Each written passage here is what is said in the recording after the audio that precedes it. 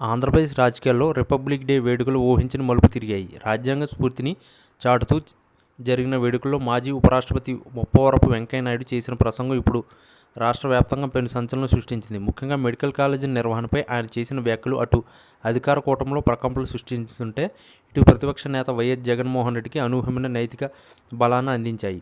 ఏపీలో గత కొన్నాళ్లుగా ప్రభుత్వ మెడికల్ కాలేజీల ప్రైవేటీకరణ లేదా పీపీపీ విధానంపై పెద్ద ఎత్తున చర్చ జరుగుతుంది. ఈ నేపథ్యంలో వెంకయ్యనాయుడు నేరుగా ఈ అంశంపై స్పందించడం రాజకీయ వర్గాలను విస్మయానికి గురిచేసింది. సాధారణంగా వివాదాలకు దూరంగా ఉంటూ హితవచనాలు పలికే వెంకయ్యనాయుడు ఈసారి మాత్రం చాలా ఘాటుగా స్పందించారు. విద్య మరియు వైద్య అనేవి ప్రభుత్వ బాధ్యతని, వీటిని వ్యాపారం చేసుకు వస్తువులుగా మార్చకూడదని ఆయన స్పష్టం చేశారు. మెడికల్ కాలేజీలను ప్రభుత్వమే నిర్వహించాలని, పేద విద్యార్థులకు ఉచితంగా లేదా నామమాత్రపు ఫీజులతో వైద్య విద్య అందాలని ఆయన ఆకాంక్షించారు. ఈ వ్యాఖ్యలు నేరుగా ప్రస్తుతం అధికారంలో ఉన్న కూటమి ప్రభుత్వం అనుసరిస్తున్న పీపీపీ విధానాన్ని ప్రశ్నిస్తుండగా ఉన్నాయని విశ్లేషకులు భావిస్తున్నారు. ప్రభుత్వ ఆస్తులను ప్రైవేటు వ్యక్తులకు కట్టబెట్టడం సరికాదని ఆయన అన్న మాటలు ఇప్పుడు సోషల్ మీడియాలో వైరల్ అవుతున్నాయి. జగన్మోహన్ రెడ్డి తన హయాంలో 17 ప్రభుత్వ మెడికల్ కాలేజీలను మంజూరు చేసిన వాటి పనులు వేగవంతం చేశారు. అయితే ప్రభుత్వం మారిన తర్వాత నిధుల కొరత సాకుతో కొన్ని కాలేజీలను పీపీపీ మోడల్స్లోకి మార్చాలని ప్రస్తుత ప్రభుత్వం తీసుకున్న నిర్ణయంపై జగన్ తీవ్ర స్థాయిలో పోరాడుతున్నారు. ఇప్పుడు అదే అంశంపై వెంకయ్యనాయుడు కూడా ఈ ప్రభుత్వమే కాలేజీలను నడపాలని చెప్పడం జగన్ వాదనలకు బలాన్ని చేకూర్చినట్లయింది.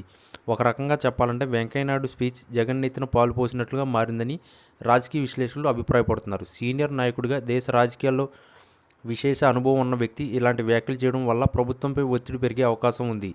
ఈ పరిణామం కూటమి ప్రభుత్వానికి మింగుడు పడని అంశంగా మారింది. సొంత గూటికి చెందిన నేతగా భావించే వెంకయ్యనాయుడు ఇలా జగన్ చేస్తున్న పోరాటానికి అనుకూలంగా మాట్లాడడం చర్చనీయాంశమైంది.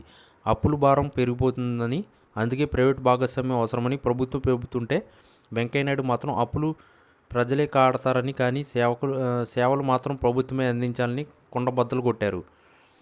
దీనితో మెడికల్ కాలేజీల విషయంలో ప్రభుత్వం తన నిర్ణయాన్ని పునరాలోచించుకోవాల్సిన పరిస్థితి ఏర్పడింది. లేని పక్షంలో విపక్షాలకు ఇది పెద్ద అస్త్రంగా మారే ప్రమాదం ఉంది. మొత్తానికి ఈ రిపబ్లిక్ డే ఏపీ రాజకీయాల్లో ఒక కొత్త సమీకరణానికి తెరలేపింది. వెంకయ్యనాయుడు మాటలను కేవలం సూచనలు మాత్రమేనాగా మారింది. ఏది ఏమైనా జగన్మోహన్ రెడ్డికి మాత్రం ఇది ఊహించని వరలా పరిగణించింది. రాబోయే రోజుల్లో ఈ మెడికల్ కాలేజీల అంశం మరింత ముదిరేలా కనిపిస్తుంది.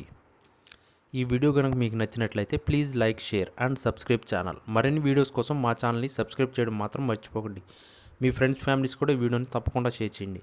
ఏపీలో ఎప్పటికిప్పుడు ఎన్నికలు జరిగితే సీఎంగా ఎవరు గెలుస్తారు? Chandrababu CM, Jagan CM? ఖచ్చితంగా కామెంట్ రూపంలో మీ అభిప్రాయాన్ని తప్పకుండా తెలియజేయండి.